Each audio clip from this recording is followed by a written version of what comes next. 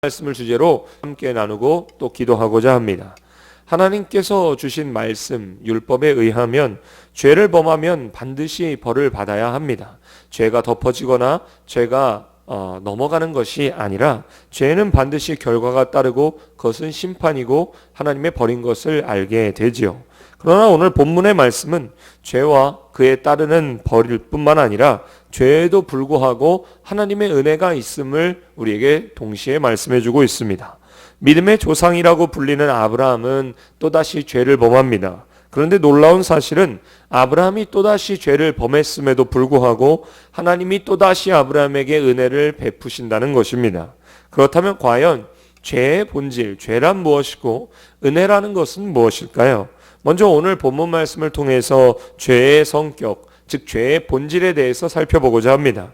아브라함의 사건에서 나타나는 죄의 본질은 크게 두 가지라고 볼 수 있는데요. 우선 아브라함의 죄는 반복적이었고 또 계획적, 의도적이었다라는 것입니다. 아브라함이 본문 1절에 보니 그랄 지방에 갔습니다. 그랄은 애국과의 경계선인 네게브라는 남쪽 지역이죠. 그곳으로 아브라함이 내려갔을 때 아브라함은 자기 아내 사라를 자기의 아내가 아니라 누이라고 소개하게 됩니다. 그런데 이전에도 아브라함이 이와 똑같은 범죄를 저질렀던 적이 있었죠. 창세기 12장을 보면 예전에 애굽 땅에서도 똑같은 일이 있었던 것을 알 수 있습니다. 그리고 25년 후에 장소가 다른 이 그랄 지역에서 아브라함이 똑같은 죄를 범하게 된 것이죠. 그런 의미에서 아브라함의 죄는 반복적이라고 할 수 있습니다. 그런데 놀라운 사실은 이 똑같은 죄가 아브라함의 자손의 대인 이삭에서도 동일하게 나타났다는 사실입니다. 창세기 26장 6절에는 아브라함의 아들 이삭이 나옵니다. 그런데 이삭이 어떤 죄를 범할까요?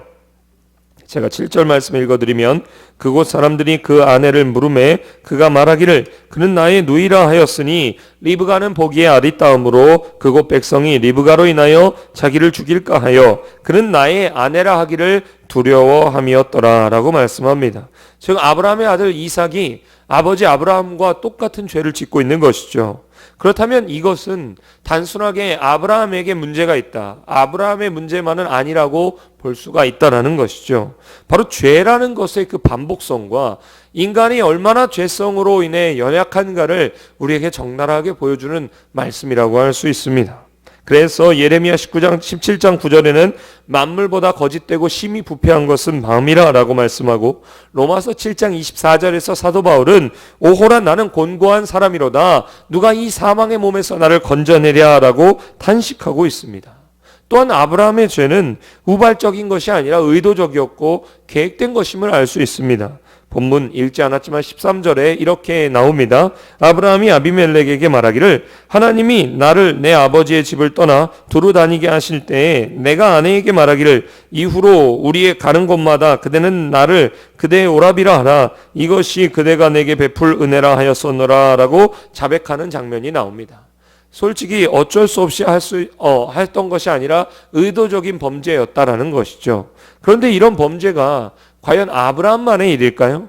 우리도 마찬가지죠. 우리는 우리가 범하는 죄도 상당히 반복적이고 상당히 의도적이라는 사실을 인정할 수밖에 없습니다. 솔직히 그렇죠. 그러나 오늘 우리는 이 본문을 통해서 죄만 봐서는 안 됩니다. 동시에 하나님의 은혜를 살펴보아야 하는 것입니다. 이 사건에서는 알면서도 또다시 죄를 반복적으로 범하고 있는 이 아브라함의 이 죄성과 동시에 그 아브라함에게 베푸시는 하나님의 놀라운 은혜가 있습니다. 그 은혜의 시작이 무엇일까요? 바로 하나님이 아브라함으로 하여금 회개토록 하셨다라는 것입니다. 회개가 왜 하나님의 은혜입니까? 회개하지 않으면 하나님의 구원을 얻을 수 없을 뿐만 아니라 내가 회개해야지 하는 인간의 노력과 인간의 의지만으로는 회개조차 마음대로 할 수 없기 때문에 그렇습니다. 한마디로 하나님이 그 상실한 마음대로 버려두사라는 로마서의 말씀과 같다라는 것이죠. 누가복음에 나오는 탕자의 사건을 보십시오. 탕자가 이 아버지를 떠나 자신이 돈을 쓰고 호랑방탕한 삶을 살고자 먼 외국으로 떠나갈 때 아버지가 아들을 쫓아가서 너 집에 들어오지 않으면 너를 죽이겠다라든지 너는 집에 들어오지 않으면 내가 엄한 벌을 내리겠다라고 했을 때 그렇게 하면 탕자가 회개할까요? 아니죠. 탕자는 아버지가 나누어준 모든 재산을 탕진하고 나서야 그제서야 회개하며 아버지께로 돌아옵니다. 그것도 아버지의 아들로서 돌아온 것이 아니라 그저 나를 품꾼의 하나로서만, 내가 감히 아버지의 아들이라 칭함을 얻을 수가 없으니 나를 품꾼의 하나로서만 맞아둬도 좋겠다라는 생각으로 돌아오게 됩니다. 그런데 그렇게 터덕터덕 집으로 돌아오는 그 발걸음을 보면 아버지가 그 아들을 먼저 발견하고 달려온다고 성경은 기록합니다. 그리고 아들을 품에 안고 입에 맞추며 살찐 송아지를 잡고 잔치를 벌이자고 말하게 되는 것이죠. 이때 아들을 얻게 된 아버지의 고백이 무엇입니까? 이 내 아들은 죽었다가 다시 살았고 잃었다가 다시 되찾은 아들이라고 고백하는 것입니다.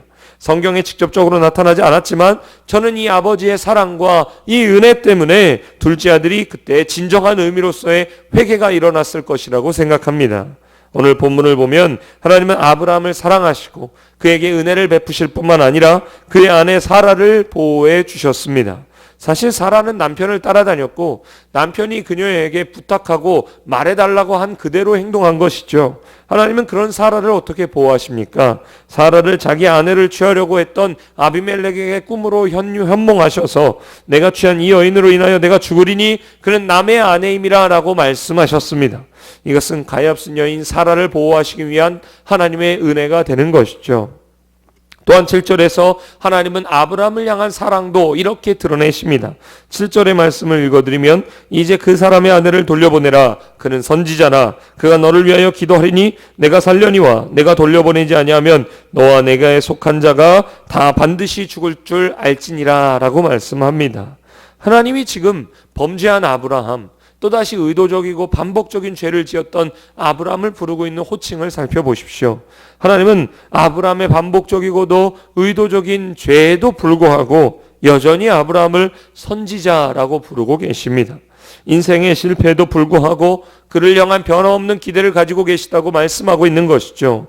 여기에 바로 하나님의 은혜가 있습니다. 사랑하는 성도 여러분, 우리가 주님 앞에 얼마나 자주 실수할까요? 얼마나 자주 넘어지게 될까요?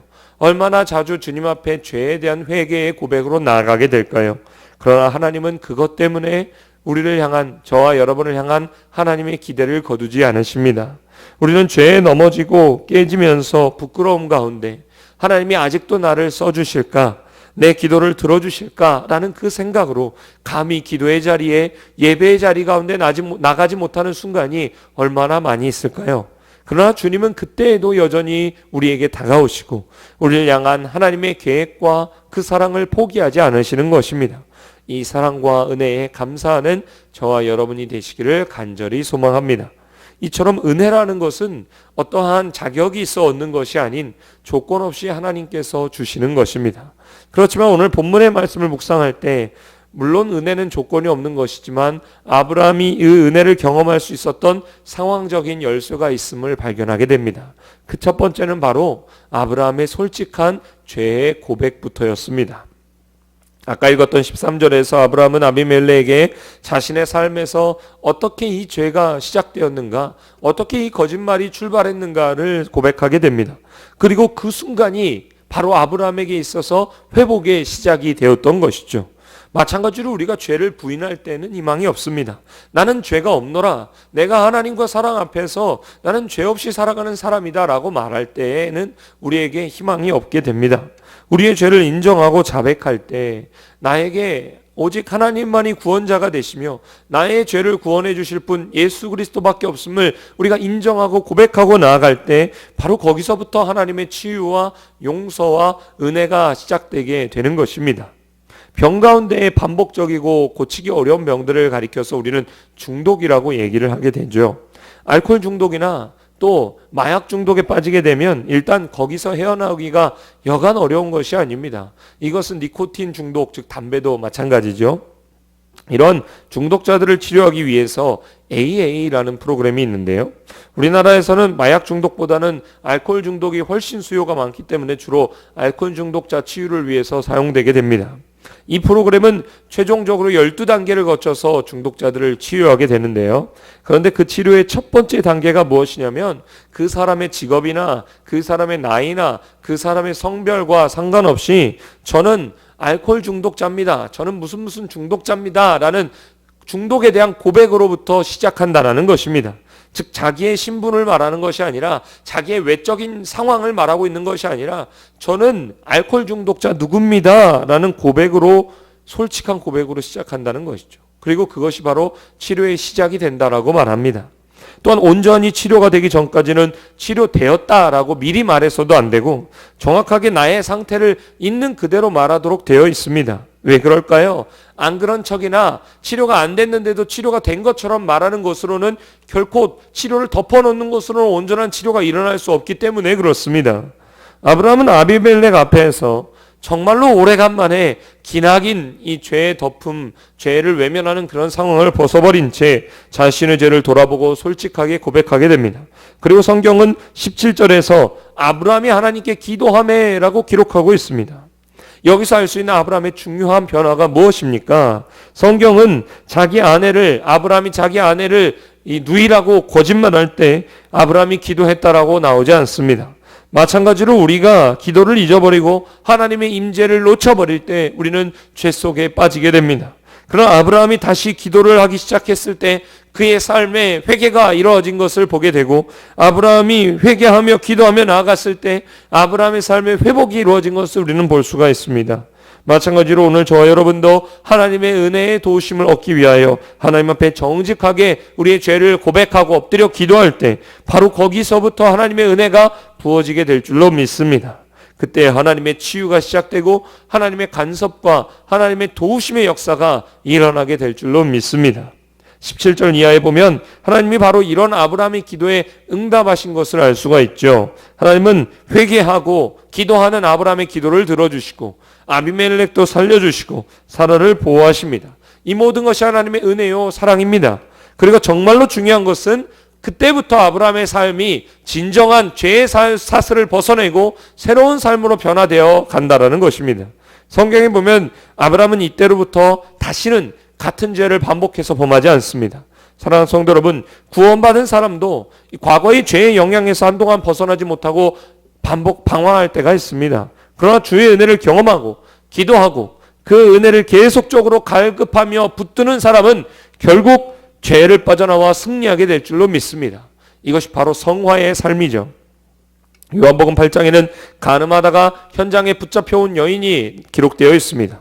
예수님 당시에는 여성들이 간음하다가 잡히면 그 자리에서 돌을 맞아 죽어도 전혀 문제가 되지 않았습니다. 이제 이 여자는 꼼짝없이 죽게 되는 것이죠. 사람들이 그녀의 앞에 다 돌을 들고 서 있습니다. 그때 예수님께서 어떻게 말씀하십니까?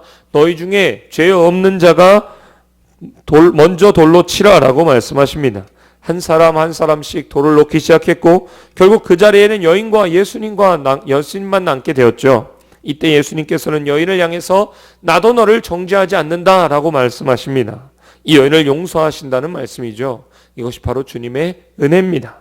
그런데 예수님의 말씀은 나도 너를 정죄하지 않는다라는 은혜의 말씀으로 거기서 끝나는 것이 아니었습니다. 나도 너를 정죄하지 않는다라는 말씀 뒤에 주님은 무엇이라 말씀하셨을까요? 바로 가서 다시는 죄를 범하지 말라라고 말씀하십니다.